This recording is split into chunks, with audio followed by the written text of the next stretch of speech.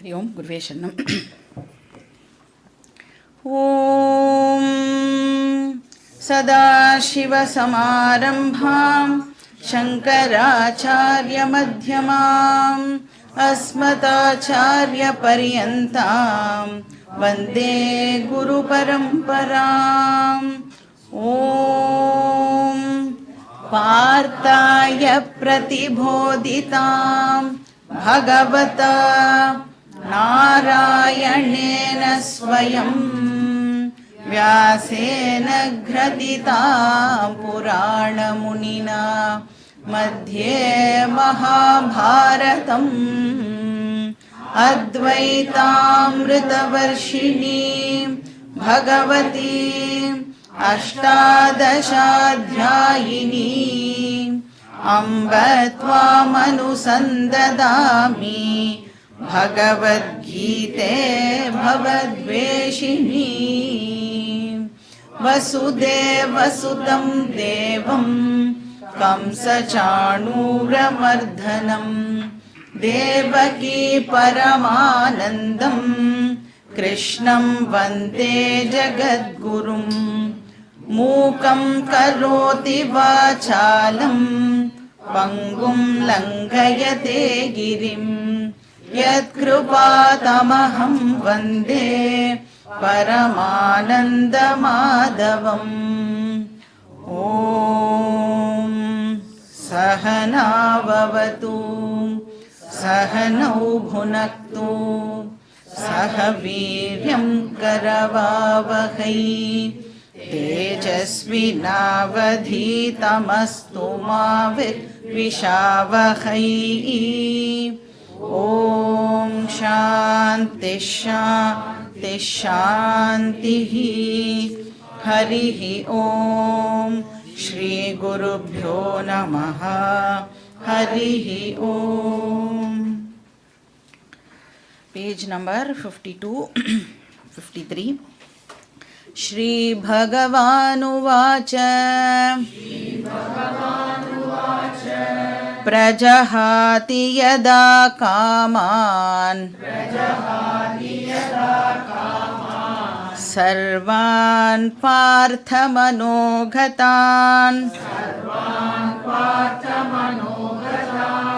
आत्मन्येवात्मना तुष्टः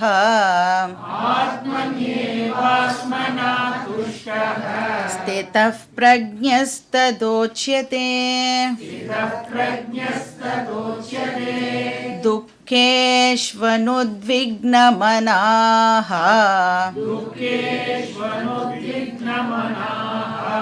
सुखेषु विगतस्पृहः वीतरागभयक्रोधः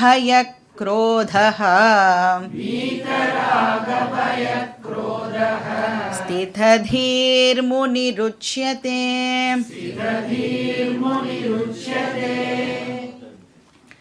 so ரெண்டாவது அத்தியாயத்துடைய last topic பார்த்துட்டு இருக்கோம்.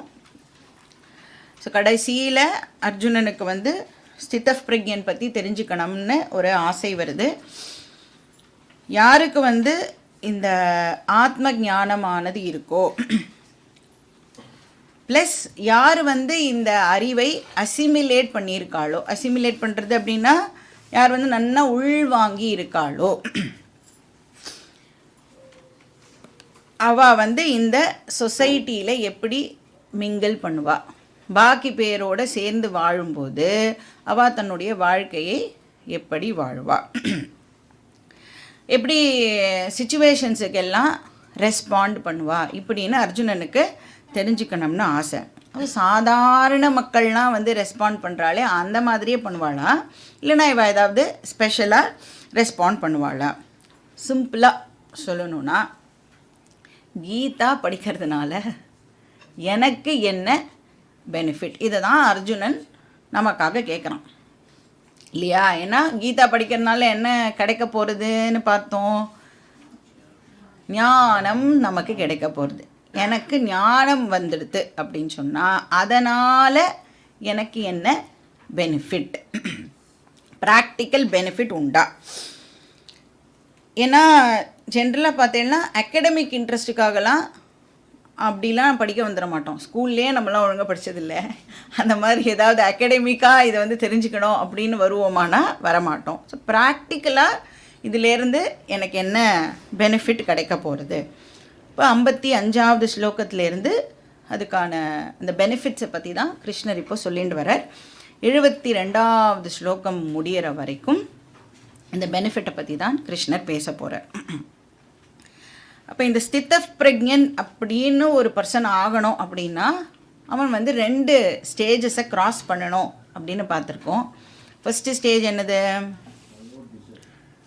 ஃபஸ்ட்டு ஸ்டேஜு ஒரு ரிலீஜியஸ் லைஃப் ஸ்டைலை அந்த பர்சன் வந்து ஃபாலோ பண்ணியிருக்கணும். ரிலீஜியஸ் லைஃப் ஸ்டைல்னால் அந்த பர்சன் வந்து எதை ப்ராக்டிஸ் பண்ணியிருக்கணும்? கர்மயோகத்தை அந்த பர்சன் வந்து ப்ராக்டிஸ் பண்ணியிருக்கணும். ஸோ கர்மயோகம் ப்ராக்டிஸ் பண்ணி அந்த பர்சன் என்ன அடைஞ்சிருப்பார்? ஞான யோக்கியதாவை அந்த பர்சன் வந்து அடைஞ்சிருப்பார். ஸோ ஒருத்தரும் இதை வந்து பண்ணியே ஆகணும். இதில் வந்து சாய்ஸு கிடையாது. இப்போ மைண்ட் ப்ரிப்பரேஷன் அப்படிங்கிறது வந்து very very important. Second stage என்னது? மைண்டு ப்ரிப்பேர் ஆனதுக்கப்புறம் என்ன பண்ணணும்? சிஸ்டமேட்டிக்காக கன்சிஸ்டண்ட்டாக வேதாந்த சாஸ்திரத்தை படிக்கணும். அதுக்கு பேர் ஸ்ரவணம். ஸ்ரவணம், மனனம், நிதித்தியாசனம். அப்போ வேதாந்த விசாரம் இஸ் வெரி வெரி இம்பார்ட்டண்ட். விசாரம் அப்படின்னு சொன்னால் தமிழ் விசாரம் கிடையாது. இந்த இடத்துல விசாரம்னா என்ன அர்த்தம்? அனாலிசிஸ் அப்படின்னு அர்த்தம். என்கொயரி அப்படின்னு அர்த்தம். தமிழில் விசாரம்னா என்ன அர்த்தம்? கவலைப்படுதல். வேதாந்தத்தில் உட்காந்துட்டு கவலைப்படக்கூடாது, விசாரம் பண்ணணும், அனாலிசிஸ் பண்ணணும். இந்த ப்ராசஸை தான் நாம் வந்து ஞான யோகம் அப்படின்னு சொல்கிறோம். ஏன்னா ஜென்ரலாக பார்த்தீங்கன்னா வெளியில் எல்லோரும் என்ன பேசிப்பா, இப்போ வந்து நம்ம மோட்சம் அடையணும் அப்படின்னு சொன்னால் நாம சங்கீர்த்தனமே நமக்கு மோட்சத்தை கொடுத்துடும் அப்படின்னு ஒரு குரூப் ஒன்று சொல்லிகிட்டு இருப்பா. ஞான யோகம்லாம் எப்படி ப்ராக்டிஸ் பண்ணுறது? Very very difficult. ஞானம் அடையிறதுலாம் ரொம்ப கஷ்டமான வேலை. நீங்கள் சொல்லுங்க, இவ்வளோ நாளாக கிளாஸ்க்கு வரையிலே கேட்குறதெல்லாம் ஈஸியாக இருக்கா கஷ்டமாக இருக்கா? நம்மளால் வந்து பண்ண முடியறதா கிருஷ்ணர் சொல்கிறாரா இல்லை முடியாத விஷயமா சொல்கிறாரா? எல்லாமே நம்மளால் வந்து ஈஸியாக லைஃப்பில் ப்ராக்டிஸ் பண்ணக்கூடிய விஷயத்தை தான் சொல்கிறார். அதனால் இந்த நாம சங்கீர்த்தனமோ இல்லைனா வந்து இப்போ வந்து ராம் மூமெண்ட்டு, ராமநாமத்தை ஜபித்தாலே நமக்கு மோட்சம் கிடைக்குமானா ராமநாமத்தை ஜபிக்கிறதுனால என்ன கிடைக்கும்? நம்மளுக்கு டெஃபினட்டாக சித்த சுத்தி கிடைக்கும். மைண்டு வந்து பியூரிஃபை ஆகும். ஆனால் ஞானம் கிடைக்குமானா ஞானம் கிடைக்காது. ஞானம் கிடைக்கணும் அப்படின்னா அதுக்கு ஒரே வழி கிளாஸு அட்டெண்ட் பண்ணணும், வேதாந்த விசாரம். ஏன் ஃபர்ஸ்ட் ஆஃப் ஆல் எனக்கு வந்து ஞானம் அடையணும் அப்படின்னு பார்த்தா பேசிக் ப்ராப்ளம் எங்கே இருக்குது? எனக்கு அஜ்ஞானம் இருக்கிறதுனால தான் இப்போ வந்து ஞானம் அடையணும் அப்படிங்கிற பேச்சே வருது இல்லையா? இப்போ அஜ்ஞானம் அப்படிங்கிறதுனால என்ன, நான் லைஃப்பில் வந்து சம்சாராவை இப்போது எக்ஸ்பீரியன்ஸ் பண்ணின்னு இருக்கேன். லைஃபே எனக்கு வந்து ப்ராப்ளமேட்டிக்காக இருக்குது. ஏன் என் லைஃபே ப்ராப்ளமேட்டிக்காக இருக்குது அப்படின்னா எனக்கு என்னை பற்றின சரியான அண்டர்ஸ்டாண்டிங் இல்லாததுனால என்னுடைய வாழ்க்கை இப்போ எனக்கு ரொம்ப பாரமாக இருக்குது. அப்போ என்னை பற்றி எனக்கு சரியாக தெரிஞ்செடுத்துன்னா சம்சாரம் என்னை விட்டு போயிடும். சரியாக தெரிஞ்சிக்க என்ன பண்ணணும்? கிளாஸை நான் அட்டெண்ட் பண்ணி ஆகணும். ஏன்னா சாஸ்திரத்தில் தான் என்னை பற்றின சரியான நாலெட்ஜ் இருக்குது. அதனால் அதை படித்தாதான் எனக்கு என்னை பற்றின சரியான அண்டர்ஸ்டாண்டிங் வரும். ஸோ வேறு ஏதாவது ஆல்டர்னேட்டிவ் மெத்தட்ஸ்லாம் இருக்கா அப்படின்னா ஆல்டர்னேட்டிவ் மெத்தட்ஸ் எல்லாம் இல்லை. ஆன்லைன்லேயே படித்தா எனக்கு மோட்சம் கிடைக்குமா? சம்சாரம் ஆன்லைனில் இருக்கா? ஆஃப்லைனில் தானே இருக்கேன். அப்போ மோட்சமும் வந்து ஆஃப்லைனில் தான் கிடைக்கும். ஆன்லைன் மோட்சம் இஸ் நாட் பாசிபிள். அதனால் பிடிக்கிறதோ பிடிக்கலையோ, கஷ்டமோ நஷ்டமோ, நம்ம சைட்லேருந்து ஏதாவது ஒன்றுத்தை தியாகம் பண்ணினாதான் நமக்கு மோட்சம் கிடைக்கும். வந்தே ஆகணும். இந்த மாதிரி வந்து மெசேஜெல்லாம் போட வைக்கக்கூடாது. வரலை அப்படின்னா யாருக்கு நஷ்டம்? அவளுக்கு நஷ்டம், வராதவாளுக்கு அது நஷ்டம். இப்போ ஞான யோகத்தை ப்ராக்டிஸ் பண்ணுறது மூலமாக ஒரு பர்சன் என்னவா ஆகிறான் அப்படின்னா பிரக்ஞ அப்படின்னு அவன் ஆகிறான். ஸோ ஞானின்னு அர்த்தம் பிரக்ஞா அப்படின்னா. இப்போ 2வது ஸ்டேஜில் ஞானி ஆகிறான். அப்போ இந்த ஞானி ஆகிறது மூலமாக இப்போ என்ன ஆகிறது அப்படின்னா புத்தியில் அவனுக்கு வந்து ஒரு ஸ்ட்ராங் கன்விக்ஷன் ஆனது ஏற்பட்டுருது. நான் வந்து பூரணன் அப்படிங்கிற ஒரு கன்விக்ஷன் இந்த பர்சனுக்கு இப்போது ஏற்படுறது. ஏதாவது வெளியில் இருக்கிற விஷயங்களை நான் டிபெண்ட் பண்ண வேண்டிய அவசியம் இல்லை. எது இருக்கோ இல்லையோ ஐ ஆம் கம்ப்ளீட் அப்படிங்கிற அறிவு வந்து இந்த பர்சனுக்கு வந்துடுறது. இப்போ எப்படி இருக்குது அந்த அறிவு அப்படின்னா, இப்போ நமக்கு வந்து ஒரு கன்விக்ஷன் இருக்குது, ஒரு விஷயத்தில் ரொம்ப கன்வின்ஸ்டாக இருக்கும். என்ன? வெளியில் இருக்கிற விஷயம்தான் எனக்கு சந்தோஷத்தை கொடுக்கறது. வெளியில் இருக்கிறவாள்லாம் என்னை பார்த்து சிரித்து பேசினா தான் என் மனசு வந்து சந்தோஷம் அடையிறது. நான் எது பண்ணினாலும் என்னை சுற்றி இருக்கிறவா அப்ரிஷியேட் பண்ணினாதான் எனக்கு சந்தோஷம் ஏற்படும் அப்படின்னு எவ்வளோ ஸ்ட்ராங்காக கன்விக்ஷன் வச்சுட்டு இருக்கோமோ அவ்வளோ ஸ்ட்ராங்காக ஒரு ஞானிக்கு என்ன கன்விக்ஷன் இருக்கும் அப்படின்னா, வெளியில் இருக்கிற எந்த விஷயத்தையும் நான் டிபெண்ட் பண்ண வேண்டிய அவசியம் இல்லை அப்படிங்கிற கன்விக்ஷன் ஞானிக்கு இருக்கும். இந்த கன்விக்ஷன் அப்படிங்கிறது ஏதாவது புதுசாக நமக்குன்னா இல்லை. நம்ம கரெக்டாக ஆப்போசிட்டான ஒரு விஷயத்து மேலே ரொம்ப ஸ்ட்ராங்கான ஒரு கன்விக்ஷனை வச்சுட்டு இருக்கோம். அதை ஞானி வந்து இந்த பக்கமாக எதையும் நான் டிபெண்ட் பண்ண வேண்டிய அவசியம் இல்லை அப்படிங்கிற கன்விக்ஷன் ஞானிக்கு இருக்கும். இப்போ வந்து நம்மளுடைய டே டு டே லிவிங் இருக்குல்ல, நம்மளுடைய பேசிக் சர்வைவலுக்கு டெஃபினட்டாக நாம் வந்து மினிமமாக சில விஷயங்களை டிபெண்ட் பண்ணி தான் ஆகணும். அதையும் ஹாப்பினஸையும் மிக்ஸ் பண்ணக்கூடாது. கரெக்டு தானே? இப்போ சப்போஸ் வந்து நம்மளுடைய அர்த்த ரிக்வயர்மெண்ட்ஸ் இருக்குல்ல, அர்த்தனா என்னது? அந்த தர்ம அர்த்த இருக்குல்ல, அந்த அர்த்தம் அதுவும் நம்மளுடைய சர்வைவல் ரிக்வயர்மெண்ட்ஸும் ஒன்றா இருந்தது அப்படின்னு சொன்னால் என்ன ஆகும்? யாருக்கிட்ட நிறைய வித்தம் இருக்கோ ஒரு நிறைய செல்வம் இருக்கோ அவள் ஆல் த டைம் எப்படி இருப்பான்னா ஹாப்பியாக இருந்துட்டுருப்பாள். அதனால் சர்வைவல் ரிக்வயர்மெண்ட்ஸும் சந்தோஷமாக இருக்கிறதுக்கு தேவையான விஷயங்களையும் நாம் வந்து மிக்ஸ் பண்ணக்கூடாது. ஸோ நாம் வந்து எதுலேருந்து நமக்கு சந்தோஷம் கிடைக்கும்னு நினைக்கிறோம்? நிறைய பணம், நிறைய சொந்தக்காரா, நம்ம சொன்ன பேச்சை கேட்குற பசங்க, அப்புறம் நல்ல நெய்பர்ஸ், இது எல்லாம் இருந்தால் எனக்கு சந்தோஷம் கிடைக்கும் அப்படின்னு நினைக்கிறோம்.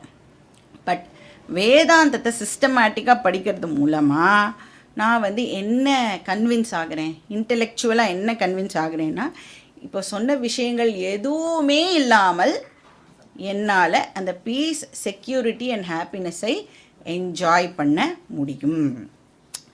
நான் வந்து பயம் இல்லாமல் இருக்கேன், ஆங்ஸைட்டி இல்லாமல் இருக்க எனக்கு இந்த வேதாந்தா படிப்பு ஹெல்ப் பண்ண போகிறது. அந்த கன்விக்ஷன் அந்த ஞானிக்கு இருக்கும். அப்போ ஞான யோக்கியதா டு பிரக்ஞா செகண்ட் ஸ்டேஜ். இதுக்கப்புறமும் இன்னொரு ஸ்டேஜ் இருக்குது. அது என்னது? இப்போ இன்டெலெக்சுவல் கன்விக்ஷன் இந்த பர்சனுக்கு ஏற்பட்டுடுறது ஓகே. ஆனால் இப்போ அதை என்னவா இன்னும் கன்வெர்ட் பண்ணணும்? நாம் இமோஷனல் ஸ்ட்ரெங்க்த்தாக அதை இப்போது கன்வெர்ட் பண்ணணும். ஏன் இமோஷனல் ஸ்ட்ரெங்க்த்தாக கன்வெர்ட் பண்ணணும்? வெறும் ஞானம் மட்டும் இருந்தால் போராதா? ஏன்னு பார்த்தோம். What is the reason? ஏன்னா நம்ம டே டு டே டிரான்சாக்ட் பண்ணும் பொழுது எந்த பர்சனாலிட்டி வந்து அட்டாக் ஆகிறது எவ்ரிடே? எது வலிக்கிறது? மனசு தானே வலிக்கிறது. புத்திக்கு வலியெலாம் ஏற்படாது. புத்தியில் அறிவு மட்டும்தான் இருக்கும். எது அடிப்படும் எப்பயும் அப்படின்னா மனசு. அதனால இந்த அறிவை இப்போ நம்ம என்னவா கன்வெர்ட் பண்ணணும்?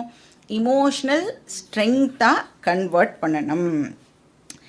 ஏன்னா நான் என்ன நினச்சிட்டு இருக்கேன், என்னை சுற்றி இருக்கிற விஷயத்தெல்லாம் இப்போ நான் வந்து மாற்றணும் அப்படின்னு கஷ்டப்பட்டு ட்ரை பண்ணிகிட்டே இருக்கேன் இல்லையா? நான் வந்து ஒரு செட்டப் பண்ணி வச்சுருக்கேன். அந்த செட்டப் அப்செட் ஆகிடுதுன்னா நானும் அப்செட் ஆகிடுவேன். அதனால் அந்த நான் அப்செட் ஆகாமல் இருக்கணும் அப்படின்னா இந்த ஞானத்தை இப்போ நான் இமோஷ்னல் ஸ்ட்ரெங்க்த்தாக கன்வெர்ட் பண்ணணும். அந்த ப்ராசஸுக்கு பேர் நிதித்தியாசனம் அப்படின்னு அதுக்கு பேர். அதை பற்றி இந்த சாப்டரில் கிருஷ்ணர் ரொம்ப ப்ரீஃபாக சொல்லுவார். பட் இதை பற்றி டீட்டெயில்டாக எந்த சாப்டரில் படிப்போம்? நீங்களாம் வந்தேன்னா எந்த சாப்டரில் படிப்போம்? 6th சாப்டரில். நீங்கள் எல்லோரும் வந்தால் தான் 6th சாப்டரில் அதை பற்றி நாம் வந்து படிப்போம். இப்போ கர்மயோகம் டு ஞான யோகம் டு நிதித்தியாசனம், இது வந்து ப்ராசஸ். இந்த ப்ராசஸை சக்ஸஸ்ஃபுல்லாக முடித்த ஒரு பர்சன், அதாவது ஞான யோக்யா டு பிரக்ஞா டு ஸ்தித பிரக்ஞா இந்த பர்சன் வந்து ஆகிறார். ஸோ அவர் வந்து எப்படி சிச்சுவேஷன்ஸுக்கு ரெஸ்பாண்ட் பண்ணுவார், அவளுடைய ட்ரேட்ஸ் எப்படி இருக்கும், கேரக்டரிஸ்டிக்ஸ் எப்படி இருக்கும், அதை வந்து தெரிஞ்சுக்கணும்னு அர்ஜுனன் வந்து கேட்குறான். கிருஷ்ணரும் வந்து இப்போ அதை ஒன்று ஒன்றா லிஸ்ட் பண்ணுறார்.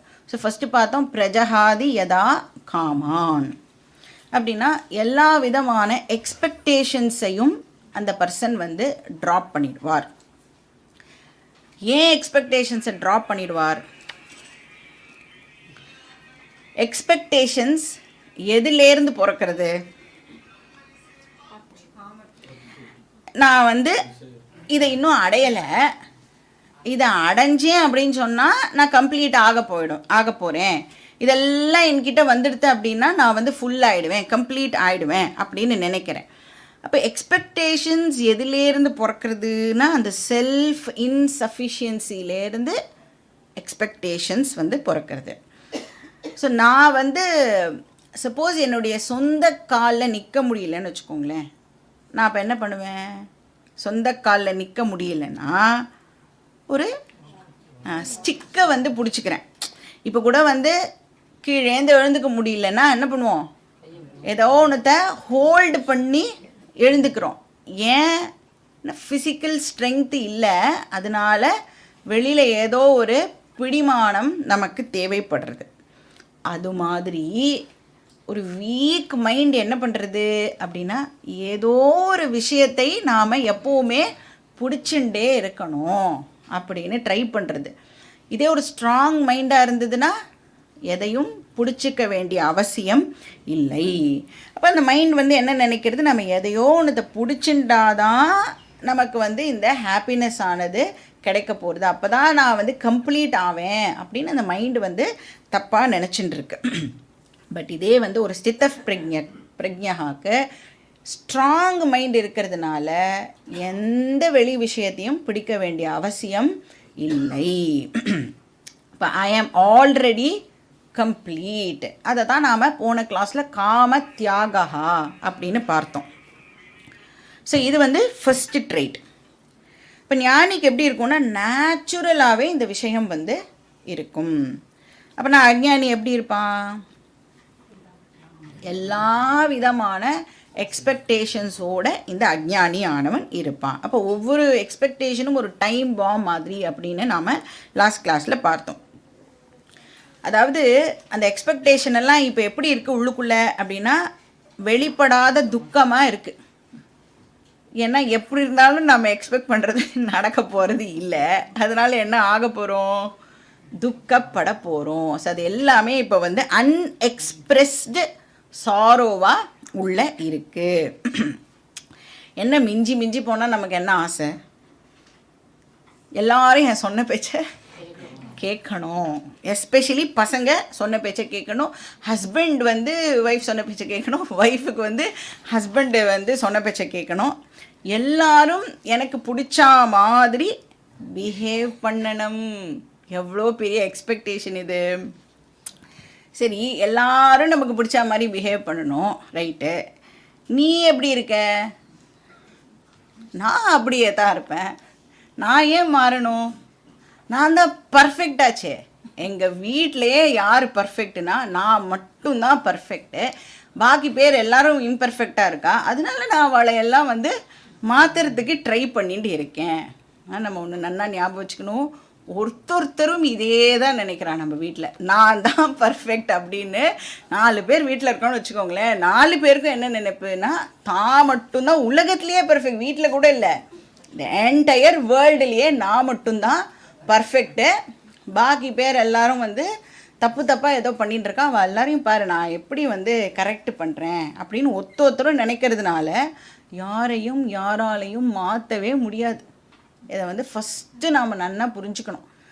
அப்போ யாரால் மாற முடியும் அப்படின்னா நம்மளை மாற்றிக்க முடியும். இன்னொருத்தரை நீங்கள் வந்து மாற்றவே முடியாது. அப்படி ட்ரை பண்ணினேன்னா சக்ஸஸ்ஃபுல்லாக தோற்று போவேள். அதனால் வந்து இந்த சித்தப் பிரக்ஞன் வந்து வெளியில் இருக்கிற விஷயத்தையெல்லாம் மாற்றுவானான்னா மாற்றுறதுக்கு ஏதாவது சான்ஸ் இருக்கா?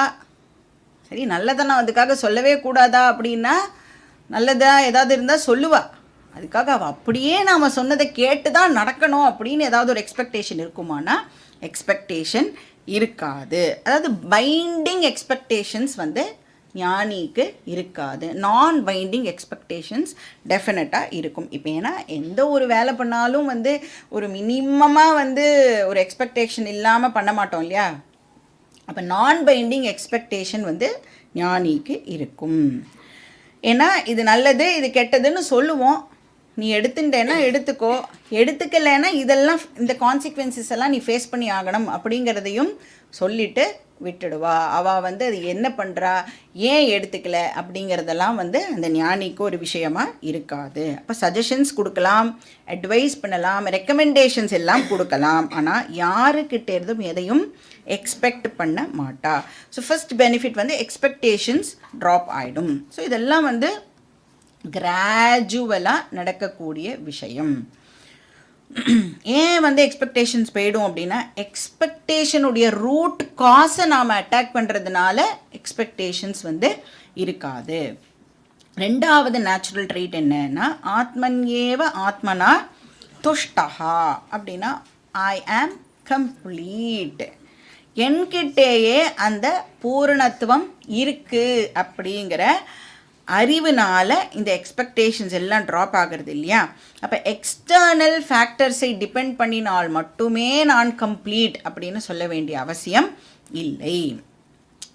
அப்படி மட்டும் நான் எக்ஸ்டர்னல் ஃபேக்டர்ஸை டிபெண்ட் பண்ணியிருந்தேன்னு வச்சுக்கோங்களேன், அந்த ஃபேக்டர் போச்சுன்னா என்ன ஆகும், என்னோடய கம்ப்ளீட்னஸும் கூடவே போயிடும் இல்லையா?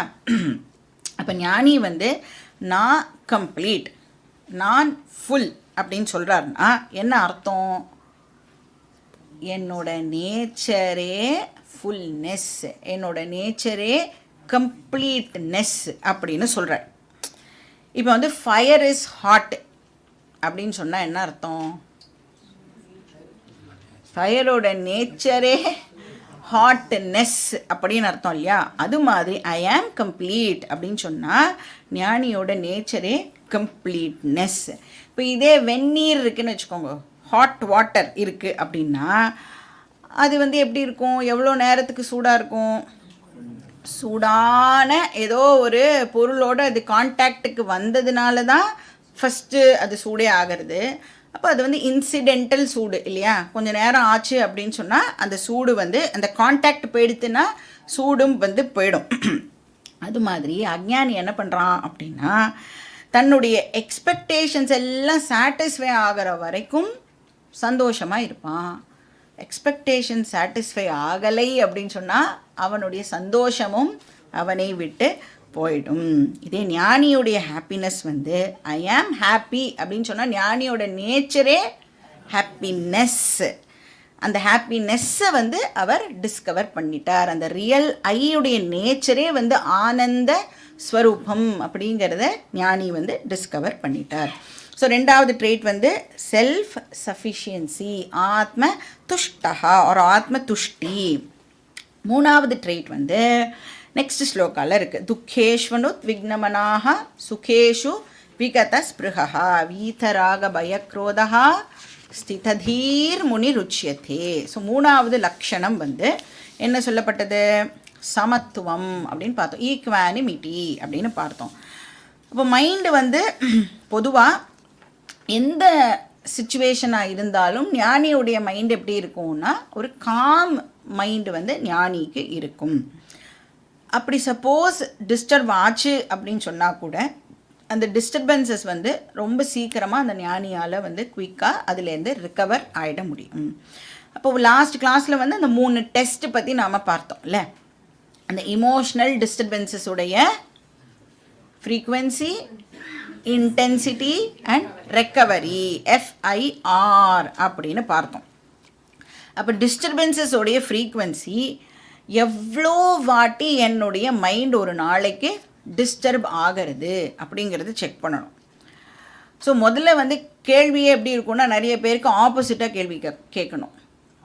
எவ்வளோ வாட்டி நம்மளுடைய மைண்ட் காமாக இருக்குது, ஏன்னா அந்த நம்பர் தான் வந்து ஜென்ரலாக கம்மியாக வரும் இல்லை. அப்போ என்ன சில பேருக்குலாம் எப்போ காமாக இருக்கும் மைண்ட்னா வீட்டில் எல்லோரும் தூங்கி போனதுக்கப்புறம் தான் என் மைண்டு வந்து காமாக இருக்குது அப்படின்னு சொல்லுவாள். இல்லைன்னா யாருமே வீட்டில் இல்லாத போது தான் என்னால் வந்து அந்த காம்னஸை ஃபீல் பண்ண முடியாது அப்படின்னு சொல்லுவாள். ஸோ ஃபஸ்ட்டு செக் என்ன பண்ணணும்னா இந்த ஃப்ரீக்குவென்சி வந்து குறையிறதா, மைண்டு டிஸ்டர்ப் ஆகிற ஃப்ரீக்குவென்சி குறையிறதான்னு செக் பண்ணணும். ரெண்டாவது என்னது, இந்த இமோஷ்னல் டிஸ்டர்பன்சஸோட இன்டென்சிட்டி, எவ்வளோ தூரத்துக்கு இந்த டிஸ்டர்பன்ஸ் என்னோடய மைண்டை அஃபெக்ட் பண்ணுறது. அப்போ மைண்டை மட்டும் அஃபெக்ட் பண்ணியிருக்கா, இல்லை அதையும் தாண்டி ஓவர்ஃப்ளோ ஆகி வாய் வழியாக வந்துடுதா, இல்லை அதையும் தாண்டி ஓவர்ஃப்ளோ ஆகி என் உடம்பு முழுக்க அது வந்து அஃபெக்ட் பண்ணுறதா. சீதந்தி மமகாத்ராணி அந்த மாதிரி இருக்கா, இல்லைன்னா பரவாயில்ல மைண்டோடையே வந்து அந்த டிஸ்டர்பன்ஸ் இருக்குது, அந்த மாதிரி அந்த இன்டென்சிட்டியும் வந்து குறைஞ்சிருக்கா அப்படின்னு நாம் வந்து கண்டுபிடிக்கணும். ஏன்னா நீங்கள் பார்த்தீங்கன்னா சில பேர் வந்து மைண்டு டிஸ்டர்ப் ஆகிருந்ததுன்னா தனக்கு தானே பேசிகிட்டு இருப்பா, ஏதோ ஒன்று புலம்பிகிட்டே இருப்பா. ஏன்னா இப்போ வேலை பண்ணும்போது புலம்பிகிட்டே வேலை பண்ணுறான்னா என்ன அர்த்தம், மென்டலி டிஸ்டர்ப் ஆகிருக்கா. அதுக்காக அவள் வந்து பைத்தியமாக தான் இருக்கணும்னு அவசியம் இல்லை. இப்போ நம்மளே கூட நிறைய வாட்டி வந்து ஏதோ வேலையெல்லாம் பண்ணும்போது முன்னுத்துண்டே எல்லாம் வேலை பண்ணுறோம்ல, அப்படின்னா என்ன அர்த்தம், என்ன அண்டர்ஸ்டாண்ட் பண்ணிக்கணும், மைண்டு வந்து இப்போது டிஸ்டர்ப் ஆகியிருக்கு. அப்போ என்ன அலர்ட் ஆகணும், இமீடியட்டாக அதை நாம் கரெக்ட் பண்ணிக்கணும். எதுக்கு இந்த மாதிரி ஒரு சின்ன விஷயத்துக்கெலாம் நம்ம வந்து இப்படி ஃபீல் பண்ணுறோம் அப்படின்னு இமீடியட்டாக நாம் நம்மளை அலர்ட் பண்ணிக்கணும். அப்போது மைண்டுக்குள்ளேயே பேசிக்கிறவாளும் இருக்கா, வெளியில் பேசிக்கிறவாளும் இருக்கா. ஸோ இதெல்லாம் நம்ம வாட்ச் பண்ணி நாம் வந்து அந்த இன்டென்சிட்டி எவ்வளோ தூரத்துக்கு இருக்குது அப்படிங்கிறதை பார்த்துக்கணும். கடைசியாக வந்து ரிக்கவரி, அந்த ரிக்கவரி பீரியடும் வந்து குறையணும். டிஸ்டர்பன்சஸ் வந்து இப்போ போயிடுத்து ஃபியூ ஹவர்ஸில் எனக்கு சரியாக போயிடுது அப்படின்னா ஓகே. சில பேருக்கெலாம் வந்து ஃபியூ வீக்ஸ் ஆகும், சில பேர் ஃபியூ இயர்ஸ் ஆகும். ஏதோ எப்பயோ நடந்த ஒரு விஷயத்தை வச்சுண்டு அந்த மறக்கவும் மாட்டா, மன்னிக்கவும் மாட்டா, அதையே வந்து வச்சுட்டு தொங்கின்னு இருப்பான். அந்த மாதிரியெல்லாம் இல்லாமல் ரெக்கவரி டைமும் வந்து குறைஞ்சுட்டே வருதா அப்படின்னு பார்க்கணும். மூணுமே எப்படின்னா எல்லாமே நம்பர்ஸ் வந்து குறையணும், ஃப்ரீக்குவென்சியும் குறையணும், இன்டென்சிட்டியும் குறையணும், ரெக்கவரி டைமும் குறையணும்.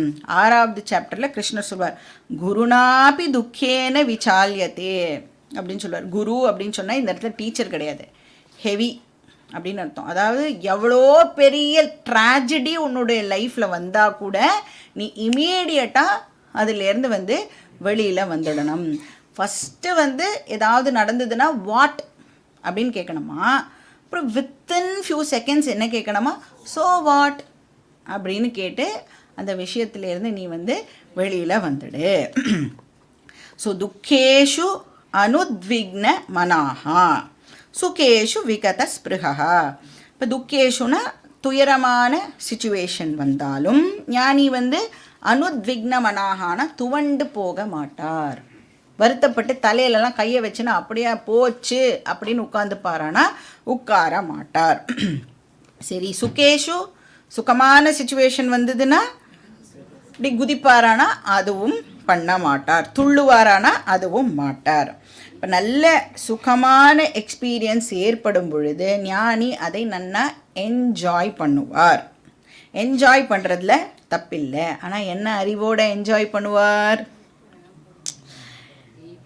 இது வந்திருக்கு அதனால் இது டெஃபினட்டாக போயிடும், வந்திருக்குன்னு சொன்னால் டெஃபினட்டாக அது என்னை ஒரு நாள் விட்டு போயிடும். போனால் அதை பற்றி வருத்தப்படுவாரானா வருத்தமும் படமாட்டார். ஒரு விஷயம் வந்ததுன்னா போயிடுங்கிற அறிவு எப்போவுமே நமக்கு இருக்கணும். அது சுகமான எக்ஸ்பீரியன்ஸாக இருந்தாலும் சரி, துக்கமான எக்ஸ்பீரியன்ஸாக இருந்தாலும் சரி, அப்படியே துக்கப்பட்டுட்டே நம்மளோட வாழ்க்கையில் இருப்போமானா இருக்க மாட்டோம். அதுவும் சுகம் அதுதான். எப்படி சுகம் மட்டும் எப்படி இருக்குது நம்மளுக்கு வந்துட்டு உடனே போய்டுறதில்ல. ஆனால் துக்கம் எப்படி இருக்கு, வந்துட்டு கொஞ்ச நாள் இருந்துட்டு போயிடும். சுகமும் வந்து போகும், துக்கமும் வந்து போகும். அதனால் வந்து சுகமான சுச்சுவேஷன்ஸுக்கு அடிக்ட் ஆக மாட்டார். இதுவே இருந்தால் நன்னா இருக்குல்ல அப்படின்னலாம் ஞானிக்கு வந்து ஒரு தாட் வருமானா வராது. சுகேஷு விகத ஸ்பிருஹா. இது வரைக்கும் நம்ம வந்து லாஸ்ட் கிளாஸில் பார்த்தோம். நெக்ஸ்ட் என்னது, வீத ராக பய குரோதா. ராக அப்படின்னு சொன்னால் என்னது, அட்டாச்மெண்ட், டிபெண்டன்ஸ், பற்று. அதுதான் சம்சாராவோட பேஸ் விஷயம். அதில் தான் ஆரம்பிக்கிறது சம்சாரா இல்லையா. இங்கே கீதாவில் வந்து வாட் இஸ் தி சம்சாராஸ் டெஃபினிஷன், எது வந்து சம்சாரா, ராக சோக மோக, இது மூணும் சேர்ந்தது சம்சாரா அப்படின்னு பார்த்தோம் இல்லையா. இப்போ இங்கே வந்து என்ன சொல்கிறார், ராக பய குரோத அப்படின்னு சொல்கிறார். இதுவும் ஒரு வகையான சம்சாரா. சரி, இதனால் என்ன ஆகும், எவ்வளவுக்கு எவ்வளவு நாம் வந்து டிபெண்ட்டாக இருக்கோமோ அவ்வளவுக்கு அவ்வளவு நமக்கு பயம் ஆனது கூடவே இருக்கும். The more I am dependent, the more I feel insecure. ஏன்னா ஏன் அது, வாட் இஸ் த லாஜிக் அப்படின்னு பார்த்தா, நான் எதை டிபெண்ட் பண்ணுறேனோ, நான் டிபெண்ட் பண்ணுற விஷயமே எப்படி இருக்குன்னா இன்செக்யூர்டாக இருக்குது. நீங்கள் பகவானை தவிர இந்த உலகத்தில் எதை வேணும்னாலும் எடுத்துக்கோங்க, அது அத்தனையும் எப்படி இருக்குன்னா அதுவே இன்றைக்கோ நாளைக்கோன்னு இருக்குது. நாம் என்ன நினச்சிட்டு இருக்கோம், அதை பிடிச்சிண்டா நம்ம வாழ்க்கை ஃபுல்லாக செக்யூர்டாக இருப்போம்னு நினச்சிட்டு இருக்கோம். ஆனால் அந்த பிடிச்சிக்கிறோமே அந்த விஷயம், அதுவே வந்து என்னை விட்டுட்டேன் நானே வந்து உன்னை விட்டு போயிடுவேன் போல இருக்கே அப்படின்னு நம்மளை பார்த்து சொல்கிறது. அது தெரியாமல் நாம் அந்த விஷயத்தை பிடிச்சிண்டு அது எனக்கு செக்யூரிட்டியை கொடுக்கணுங்கிற ஒரு எக்ஸ்பெக்டேஷனை வேறு வளர்த்து வச்சுட்டு அது செக்யூரிட்டியை கொடுக்க மாட்டேங்கிறதுன்னு வேறு இன்னொரு விஷயத்தை வேறு இன்செக்யூர் விஷயத்தை சேர்த்துட்டு அது செக்யூரிட்டி கொடுக்கும்னு நினைக்கிறோம். ஆனால் கடைசியில் என்ன பண்ணுறோம், insecure plus insecure plus insecure will always be insecure. ஒரு நாளைக்கும் அது செக்யூர் ஆகவே ஆகாது. இந்த தப்பை தான் நாம் எல்லாரும் பேசிக்காக பண்ணுறோம். அதனால தான் வாழ்க்கையில் நமக்கு ப்ராப்ளம்ஸ் அப்படிங்கிறது சால்வே ஆக மாட்டேங்கிறது. ஒன்று முடிஞ்சதுன்னா இன்னொன்று வந்து நின்றுடுறது. ஏன் அப்படின்னா அதுக்காக வந்து ப்ராப்ளமை சால்வ் பண்ணுறதுக்கு எஃபர்ட் போடாமல் இருக்கோமா, நம்ம பிரச்சனை வருது ஆனால் நம்மளும் நம்ம சைட்லேருந்து எஃபர்ட் எல்லாம் போடுறோம்ல. ஆனாலும் ப்ராப்ளம் வந்து சால்வ் ஆக மாட்டேங்கிறது. அப்படின்னா என்ன அர்த்தம், எஃபர்ட்டும் போடுறோம், நம்மளும் கஷ்டப்படுறோம், ஆனால் ப்ராப்ளமும் சால்வ் ஆக மாட்டேங்கிறது. ஏன் ப்ராப்ளம் சால்வ் ஆக மாட்டேங்கிறது, நாம் போடுற எஃபர்ட்டு தப்பான டைரக்ஷனில் போடுறோம். எனக்கு கன்னியாகுமரிக்கு போகணும், ஆனால் நான் என்ன பண்ணுறேன், டெல்லி போகிற ட்ரெயினில் ஏறி அந்த டைரக்ஷனில் போகிற ட்ரெயினில் ஏறி உட்காந்துட்டுருக்கேன். அப்புறம் ஒரு ஸ்டேஷனாக தாண்டும்போது ஐயோ கன்னியாகுமரி வரலையே அப்படின்னா கன்னியாகுமரி வருமா? அதோட என்ன, கன்னியாகுமரி வராததை விட்டுடுங்க, எவ்வளோ டிஸ்டன்ஸு ஆப்போசிட் டைரக்ஷனில் நாம் வந்து ட்ராவல் பண்ணிட்டு இருக்கோம். இப்போ திருப்பியும் நான் கன்னியாகுமரி வரணும்னா இறங்கி எவ்வளோ தூரம் இந்த பக்கம் போயிருக்கேனோ அவ்வளோ தூரம் ஆப்போசிட்டில் ட்ராவல் பண்ணி அதுக்கப்புறம் என்னுடைய ஜேர்னியை நான் வந்து ஆரம்பிக்கணும். அப்போ ராங் டைரக்ஷன்னால் நம்மளுடைய டெஸ்டினேஷனை ஒரு நாளைக்கும் நம்மளால் ரீச் பண்ண முடியாது. ஒரு நாளைக்கும் நீங்கள் வந்து செக்யூரிட்டியை அடையவே முடியாது. செக்யூரிட்டி வேணும்னு எவ்வளோக்கு எவ்வளோ இன்செக்யூர் திங்ஸை சேர்த்துட்டே இருக்கீங்களோ ஒரு நாளைக்கு கூட உங்களுக்கு செக்யூரிட்டி கிடைக்க போகிறது இல்லை. இந்த பிரயத்தனம் அப்படிங்கிற வார்த்தை கேள்விப்பட்டிருக்கேன் இல்லையா? பிரயத்தனம்னா என்ன அர்த்தம்? முயற்சி, எஃபர்ட்டு. எத்தனை அப்படின்னு சொன்னால் எஃபர்ட்டுன்னு அர்த்தம். பிரயத்தனம். அந்த தான் வெரி வெரி இம்பார்ட்டண்ட். அப்படின்னா சரியான முயற்சி, கரெக்ட் டைரக்ஷனில் போடப்பட வேண்டிய முயற்சி அப்படின்னு அர்த்தம். ப்ராப்பர் டைரக்ஷன், கரெக்டான முயற்சின்னு அர்த்தம். அப்போது ஒரு இன்செக்யூர்டு விஷயத்தை பிடிச்சுண்டா ஒரு நாளைக்கும் நமக்கு செக்யூரிட்டி கிடைக்காது. அப்போ எதை பிடிச்சிக்கணும்? என்ன சொல்லுவா? பிடிச்சாலும் பிடிச்சா புளியங்கொம்பா பிடிச்சான்னு சொல்லுவாள்ல. யாரை பிடிச்சிக்கணும்? பகவானை பிடிச்சிக்கணும். செக்யூர், எவர் செக்யூர் பகவானை நாம் பிடிச்சிக்கணும். எது வரைக்கும் பிடிச்சிக்கணும்? என்கிட்டேயே இருக்கிற அந்த செக்யூரிட்டியை கண்டுபிடிக்கிற வரைக்கும் அந்த பகவானை நாம் பிடிச்சிக்கணும். ஆனால் நாம் என்ன பண்ணுறோம்? முட்டாள்தனமாக இப்போது பகவானை தவிர வேறு என்னெல்லாம் உண்டோ அத்தனையும் பிடிச்சிண்டு, ஆனால் எவ்வளோ திமிரு பாருங்க நமக்கு. பகவான் தான் எவர் செக்யூரு. பகவானை விட்டுட்டு பாக்கி எல்லாத்தையும் பிடிச்சிண்டு அது செக்யூரிட்டி தரலைன்னு அந்த பகவான்கிட்டேயே போய் கம்ப்ளைண்ட் பண்ணுறோன்னா நாமெல்லாம் எவ்வளோ பெரிய ஆளாக இருக்கணும். எனக்கு மட்டும் கஷ்டத்தை தரியே, எனக்கு மட்டும் இப்படி பண்ணுறியே, நான் உனக்கு எல்லாம் பண்ணுறேனே அப்படின்னு அந்த பகவான்கிட்டேயே சண்டைக்கு போகிறோம். பகவான் சொல்கிறார், என்னை பிடிச்சிக்கோ, நீ வேறு எதெல்லாமோ பிடிச்சிண்டு கிடைக்கல அப்படின்னு சொன்னால் நான் என்ன பண்ண முடியும்? நான் மட்டும்தான் செக்யூர் அப்படின்னு பகவான் நம்மக்கிட்ட அங்கே சொல்கிறார். ஆனால் அதெல்லாம் காதில் வாங்கவே மாட்டேங்கிறோம். அன்இன்டெலிஜென்ட்டாக அட்டாச்மெண்ட் வச்சுட்டுருக்கோம் இல்லையா நிறையா திங்ஸ் மேலே, அதுக்கு பேர் ராகா. அன்இன்டெலிஜென்ட் டிபெண்டன்ஸுக்கு பேர் ராகா. அது நம்மளுடைய இன்செக்யூரிட்டியை தான் இன்க்ரீஸ் பண்ணும். அந்த ராகா இருக்கிறதுனால என்ன கான்சிக்வன்ஸு, என்ன ஏற்பட போகிறது? நமக்கு பயம். சேர்த்து வச்சுட்டு இருக்கோமா செக்யூரிட்டி கொடுக்கும்னு. ஆனால் அது ஒருவேளை செக்யூரிட்டி கொடுக்காமல் போயிடுத்துன்னா என்ன பண்ணுறது அப்படின்னு ஒரு பயம் நமக்கு ஏற்படுறது. அதனால என்ன பண்ண வேண்டியிருக்கு? அந்த செக்யூரிட்டி கொடுக்கும்னு நினச்சிட்டு இருக்கிற விஷயத்துக்கு இப்போது நான் செக்யூரிட்டி கொடுக்க வேண்டியதாக இருக்குது.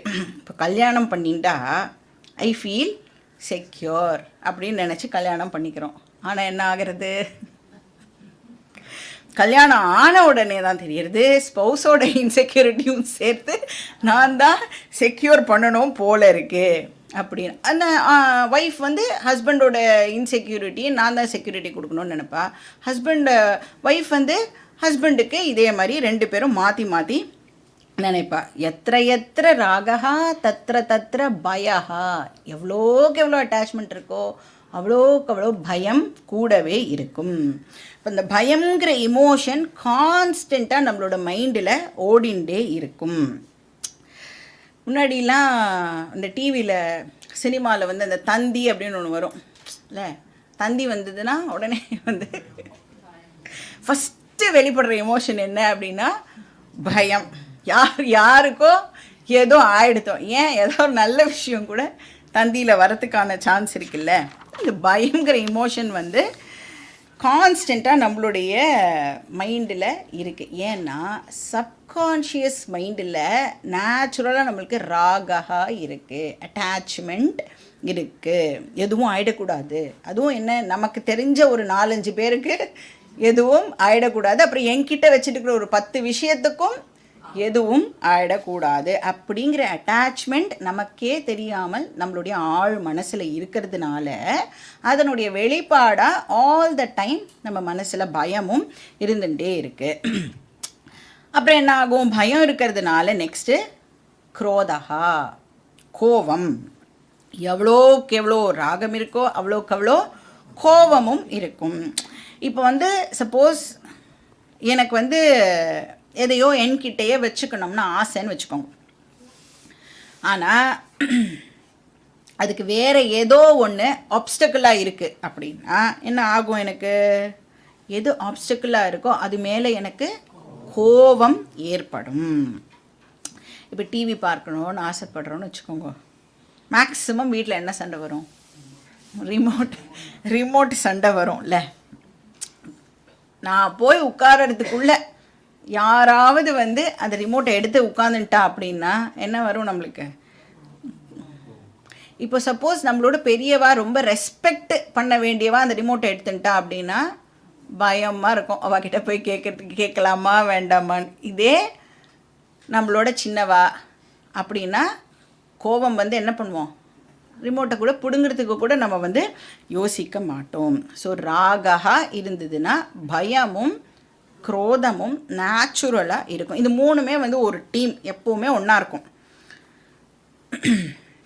ஆனால் ஞானிக்கு ராகாவே கிடையாது, அட்டாச்மெண்ட்டே இல்லை. ஏன்னா ஆத்மன்யேவ ஆத்மனா துஷ்டகா அகம் பூர்ணகா அப்படிங்கிற அறிவு ஞானிக்கு இருக்குது. அதனால வேறு எந்த வெளி விஷயங்கள் மேலேயும் டிபெண்டன்ஸ் கிடையாது. ஸோ ராகா நாஸ்தி, தேர்ஃபோர் பயம் நாஸ்தி, தேர்ஃபோர் குரோதா நாஸ்தி. அபயம் பிரதிஷ்டாம் விந்ததே. அப்போ மோக்ஷம் அப்படின்னு சொன்னால் எங்கேயோ வேற லோகத்துக்கு போகிறது இல்லை, ஆர் வெறும் சந்நியாசிகளுக்கு மட்டும் கிடைக்கக்கூடிய விஷயம் இல்லை. கிருஷ்ணர் சொல்கிறார் மோக்ஷம் அப்படின்னு சொன்னால் அபயம் அப்படின்னு ஒரு டெஃபினேஷனை நமக்கு இங்கே கொடுக்குறார். அப்போது அபயம்னா என்ன? பயம் இல்லாமல் இருக்கிறது. பயம் இல்லாமல் எப்போ என்னால் இருக்க முடியும்? அட்டாச்மெண்ட் இல்லாமல் இருந்தால்தான் என்னால் பயம் இல்லாமல் இருக்க முடியும். அட்டாச்மெண்ட் இல்லாமல் இருக்கணும்னா என்ன பண்ணணும்? ஞானம் வந்துடுத்துனா நேச்சுரலாக வந்து அட்டாச்மெண்ட் போயிடும்.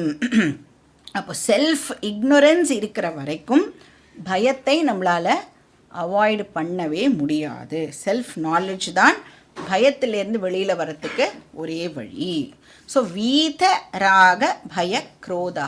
வீத அப்படின்னு சொன்னால் ஃப்ரீ ஃப்ரம், அது இல்லாமல். இப்போ ஞானி இஸ் ஃப்ரீ ஃப்ரம் ராக பயம் குரோதம், அட்டாச்மெண்ட், ஃபியர் அண்ட் ஆங்கர்.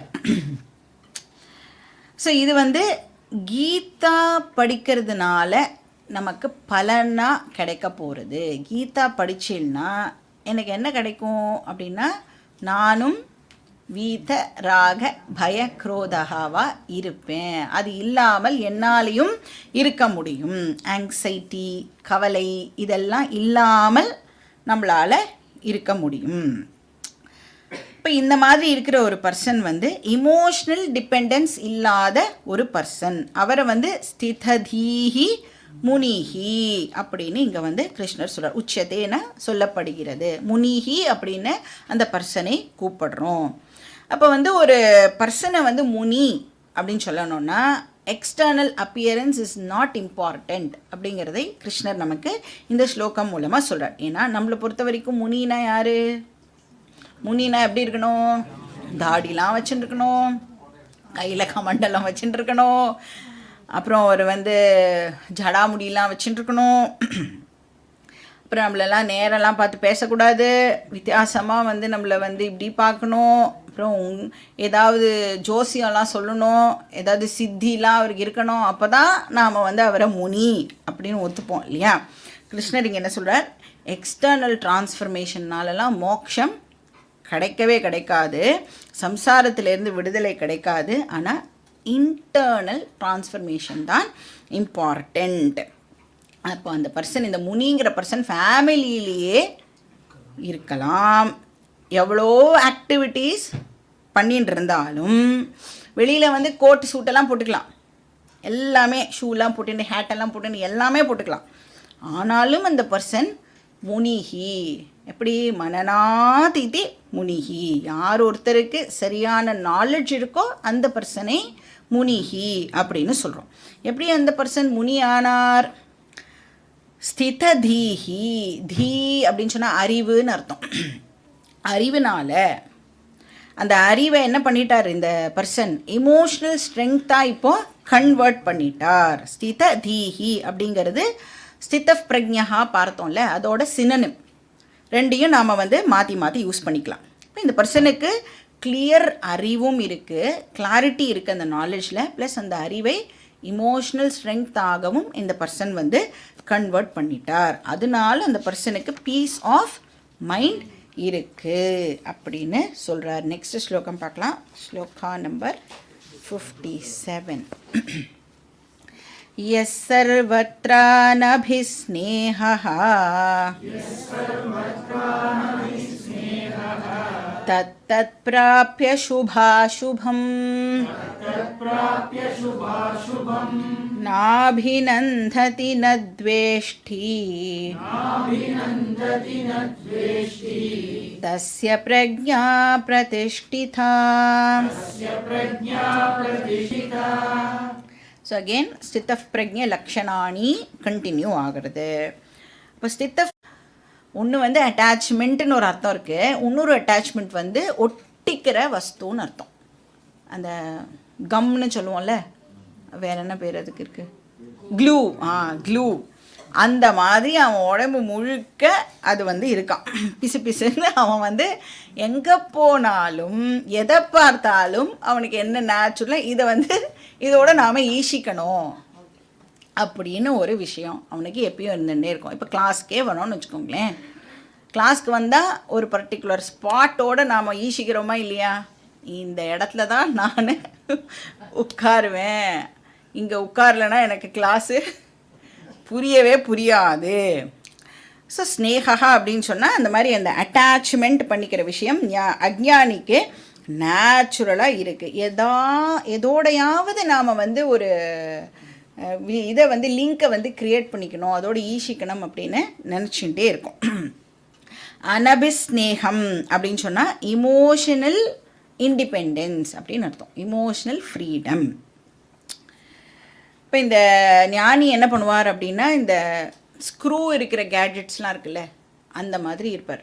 வேணும்னா ஸ்க்ரூ பண்ணிப்பார், வேண்டான்னா அன்ஸ்க்ரூ பண்ணிவிட்டு பேசாமல் இருப்பார். அப்படின்னா என்ன, யாராவது கூட இருந்தால் ஓகே, கூட இல்லையா அதுவும் இந்த பர்சனுக்கு ஓகே. இப்போ இந்த பர்சனுக்கும் என்ன ஆகும், ஞானிக்கும் தத் பிராப்பிய சுபாசுபம், ஞானிக்கும் அவரோட லைஃப்பில் ஃபேவரபிள் சுச்சுவேஷன்ஸும் வரும், அன்ஃபேவரபிள் சுச்சுவேஷன்ஸும் வரும். ஏன்னா இப்போ ஞானி அப்படின்னு எடுத்துட்டோன்னா இந்த ஞானியால் வந்து ஃப்ரெஷ்ஷாக பாப புண்ணியத்தை அக்வயர் பண்ண முடியாது. ஏன் ஞானியால் ஃப்ரெஷ்ஷாக பாப புண்ணியத்தை அக்வயர் பண்ண முடியாது? ஞானி வந்து அகர்த்தா அபோக்தா அப்படிங்கிற அறிவு ஞானிக்கு வந்துட்டதுனால ஞானியால் ஃப்ரெஷ்ஷாக பாப புண்ணியத்தை அக்வயர் பண்ண முடியாது. ஆனால் ஞானம் வரத்துக்கு முன்னாடி அந்த ஞானி என்னவாக இருந்தார், ஒரு அஜ்ஞானியாக இருந்தார், ஒரு சம்சாரியாக அந்த பர்சன் வந்து இருந்தார். இப்போ ப்ரீவியஸ் ஜென்மாஸ்லாம் நிறைய பாப புண்ணியம்லாம் அவர் வந்து பண்ணியிருக்கணும் இல்லையா. அப்போ அந்த ப்ரீவியஸ் ஜென்மாவில் பண்ண பாப புண்ணியத்திலோட ஒரு போர்ஷனை இப்போ டெஃபினட்டாக அந்த ஞானி வந்து அனுபவிச்சே ஆகணும். அது எப்படின்னா, இந்த ஃபேனு வந்து சுற்றும்ல, நீங்கள் ஸ்விட்ச் ஆஃப் பண்ணிட்டா கூட என்ன ஆகும், கொஞ்ச நேரம் அது சுற்றிட்டு தான் முடியும். அந்த மாதிரி பிராரப்தம் அப்படிங்கிறது ஆல்ரெடி இதாக ஆரம்பிச்சிடுது, எக்ஸாஸ்ட் ஆக ஆரம்பிச்சிடுது. ஆனாலும் ஞானம் வந்ததுக்கு அப்புறமும் அந்த பிராரப்தம் முடிகிற வரைக்கும் கண்டினியூ ஆகும், சுற்றிட்டு தான் நிற்கும். அதனால ஞானிக்கும் வந்து லைஃப்பில் ஃபேவரபிள் அன்ஃபேவரபிள் சுச்சுவேஷன்ஸ் வரும். அதை தான் இங்கே கிருஷ்ணர் வந்து சுபா சுபம் பிராப்பிய, சுபம் அசுபம் பிராப்பிய அப்படின்னு சொல்கிறார். சுபம்னா ஃபேவரபிள் சுச்சுவேஷன், அசுபம்னா அன்ஃபேவரபிள் சுச்சுவேஷன். ஏன்னா சில பேர் வந்து ஞானியை வந்து புகழ்ந்து பேசுவா, நீங்கள் இப்படி நீங்கள் அப்படின்னு சொல்லுவா. சில பேர் வந்து என்ன சொல்லுவா, வெட்டி வேதாந்தம் பேசிகிட்டு இருக்கா, யாருக்குமே உதவாத ப்ராக்டிக்கல் பெனிஃபிட்டே கொடுக்காத ஒரு வரட்டு வேதாந்தத்தை பேசி எல்லாரோட டைமையும் வேஸ்ட் பண்ணிட்டு இருக்கா அப்படின்னு சில பேர் வந்து அந்த ஞானியை வந்து கிரிட்டிசைஸ் பண்ணலாம். இதெல்லாம் வந்து ஞானியை வந்து அஃபெக்ட் பண்ணுமா அப்படின்னா அஃபெக்ட் பண்ணவே பண்ணாது. ஏன்னா இந்த சுச்சுவேஷன்ஸ் எல்லாம் மாறி மாறி வரத்தான் வரும். புண்ணியம் எக்ஸாஸ்ட் ஆகணும்னா நல்ல நல்ல விஷயங்களே கேட்பா. பாபம் வந்து அந்த ஞானிக்கு எக்ஸாஸ்ட் ஆகணும் அப்படின்னா அன்ஃபேவரபிள் சுச்சுவேஷன்ஸ் வந்து ஏற்படும். ஸோ இப்படி இந்த மாதிரி மாற்றி மாற்றி வரும் பொழுது ஞானி எப்படி ரெஸ்பாண்ட் பண்ணுவார், ந அபிநந்ததி ந துவேஷ்டி. ஃபேவரபிள் சுச்சுவேஷன் வந்துடுத்துனா துள்றதும் இல்லை, அன்ஃபேவரபிள் சுச்சுவேஷன் வந்துடுத்துனா துவள்றதும் இல்லை. அதை தான் சமத்துவம் அப்படின்னு சொல்கிறோம். ந அபிநந்ததி ந துவேஷ்டி. இப்போ எந்த சுச்சுவேஷன் வந்தாலும் ஞானி தன்னுடைய இமோஷ்னல் பேலன்ஸை மிஸ் பண்ண மாட்டார். அவர்கிட்ட யார் எப்படி நடந்துட்டாலும் ஞானி வந்து அப்படின்னா ரியாக்டே பண்ண மாட்டாரா? ஞானி ரியாக்ட் பண்ணுவாரா மாட்டாரா? ஞானி சிச்சுவேஷன்ஸுக்கு ரியாக்ட் பண்ணுவாரா மாட்டாரா? ரியாக்ட் பண்ண மாட்டார். ரியாக்ட் பண்ண மாட்டார்னா அப்போ யார் என்ன சொன்னாலும் வா அடி இந்த கன்னத்தில் அடிச்சியா, அப்போ இந்த கன்னத்தையும் காட்டட்டுமா அப்படின்னு 2 கன்னத்தையும் காட்டிட்டு உட்காந்துட்டு இருப்பாரா ஞானி? கோபமும் பட மாட்டாரா? அப்போ ஞானி வந்து ரியாக்ட் பண்ண மாட்டார், ஆனால் ரெஸ்பாண்ட் பண்ணுவார். Very very important. நம்ம ஜென்ரலாக என்ன பண்ணுவோம்? ஒன்று ரியாக்டு, இல்லைன்னா நோ ஆக்டு. என்ன வேணால் யார் வேணால் சொல்லிட்டு போங்க, நான் இப்படி தான் இருப்பேன் அப்படின்னும் இருக்கக்கூடாது. சட்டுன்னு ரியாக்டும் வந்து பண்ணக்கூடாது. ஏன்னா எந்த ஒரு சிச்சுவேஷனுக்கும் நம்மளால் வந்து 3 விதமான ரெஸ்பான்ஸை கொடுக்க முடியும். எனி சிச்சுவேஷன் ஃபஸ்ட்டு என்ன பண்ணுவோன்னா இம்பல்சிவாக இமீடியட்டாக பண்ணுறதுக்கு பேர் தான் ரியாக்ஷன். ஏன்னா ஒரு ஆக்ஷன் நடந்திருக்கு, என்ன பண்ண ட்ரை பண்ணுவோம்? ரியாக்ட் பண்ணுறதுக்கு ட்ரை பண்ணுவோம். டைமே கொடுக்காம கொஞ்சம் கூட யோசிக்காமல் ஒரு ரியாக்ஷனை கொடுத்துருவோம். பிளான்லாம் பண்ணாமல் புத்தியை யூஸே பண்ணாமல் மனசை வச்சு அந்த ரியாக்ஷன் அப்படிங்கிறது நடந்துடும். ஸோ இமீடியட்டாக பண்ணுறது, இம்பல்சிவாக ஆக்ட் பண்ணிவிடுவோம். ரெண்டாவது அந்த சிச்சுவேஷனுக்கு அப்படியே நம்மளை சரண்டர் பண்ணிக்கிறது. யார் என்ன சொன்னாலும் எந்த விதமான எதிர்ப்பும் தெரிவிக்காமல் அப்படியே அக்செப்ட் பண்ணிக்கிறது இருக்குல்ல, அதுவும் தப்பு. இன் ஆக்ஷன் இது ஒரு பாசிபிலிட்டி. ஆனால் ஸோ இம்பல்சிவ் ஆக்ஷனுங்கிறது ஒரு பாசிபிலிட்டி, இன்ஆக்ஷன் அப்படிங்கிறது ஒரு பாசிபிலிட்டி. இது ரெண்டுமே வந்து 2 எக்ஸ்ட்ரீம். 2 எக்ஸ்ட்ரீமுமே எப்பயுமே வந்து ப்ராப்ளம் இல்லை. அப்போ என்ன தான் பண்ணணும் அப்படின்னா, ஏன்னா இந்த 2 எக்ஸ்ட்ரீமும் என்ன பண்ணிவிடுவோன்னா நம்மளுடைய மென்டல் ஹெல்த்து ஃபிசிக்கல் ஹெல்த்து ரெண்டுத்துக்கும் ஆபத்தான விஷயம். இம்பல்சிவாக ரியாக்ட் பண்ணாலும் பிரச்சனை, இன்ஆக்ஷன் அந்த இன்ஆக்டிவாக இருந்தாலும் அது வந்து நமக்கு பிரச்சனையை கொடுக்க போகிறது. அப்போ என்ன பண்ணணும்? இமீடியட்டாக ரியாக்ட் பண்ணுறதை அவாய்டு பண்ணணும். எதுவுமே பண்ணாமல் இருக்கிறதையும் நாம் அவாய்டு பண்ணணும். அப்போ என்ன பண்ணணும்? கொஞ்சம் டைம் கொடுத்து அந்த சிச்சுவேஷனை ஏதாவது பண்ண முடியுமா அப்படின்னு பார்க்கணும். சிச்சுவேஷனை அனலைஸ் பண்ணி ரெமெடி இருக்கா இல்லையா அப்படிங்கிறத செக் பண்ணணும். சாய்ஸ்ஃபுல் சிச்சுவேஷனா இல்லை சாய்ஸ்லெஸ் சிச்சுவேஷனா?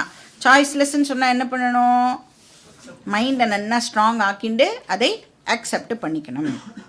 ஏன்னா சாய்ஸ்லெஸ்ன்னு சொல்லிட்டாலே மாற்றவே முடியாது, அதை நாம் அண்டர்கோ பண்ணி தான் ஆகணும். ஸோ இன்டெலிஜெண்ட்டாக இருந்துட்டு அது என்ன சிச்சுவேஷன் மாற்ற முடியுமா மாற்ற முடியாதா அப்படின்னு அதுக்காக அடுத்த வருஷம் வரைக்கும்லாம் டைம் எடுத்துக்கக்கூடாது. அதையும் குயிக்காக வந்து நம்மளுடைய புத்திக்கு அதை வந்து டிசைட் பண்ணுறதுக்கு தெரியணும். அப்போ சாய்ஸ்ஃபுல் சிச்சுவேஷனாக இருந்ததுன்னா அதுக்கு என்ன பண்ணணுமோ ஆக்ட் பண்ணணும். அதுக்கு பேர் தான் ரெஸ்பான்ஸ் அப்படின்னு பேர். அப்படி அதை ஆக்ட் பண்ணணும்.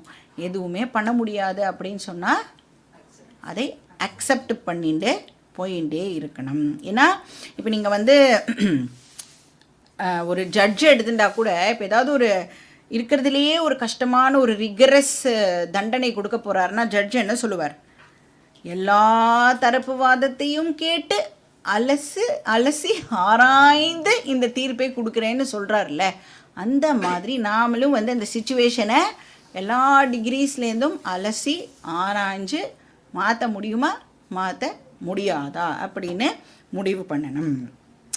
இப்போ கிருஷ்ணரும் வந்து என்ன பண்ணார்? அந்த மாதிரி தானே துரியோதனன் கிட்ட எல்லாமே ட்ரை பண்ணாரே இல்லையா? எல்லா விதத்துலேயும் போரை அவாய்டு பண்ணுறதுக்கு கிருஷ்ணர் ட்ரை பண்ணார். சாம தான பேத தண்ட, லாஸ்ட்டாக தான் வந்து தண்ட அப்படிங்கிற ஒரு விஷயத்தையே வந்து கிருஷ்ணர் வந்து எடுத்துட்டார்.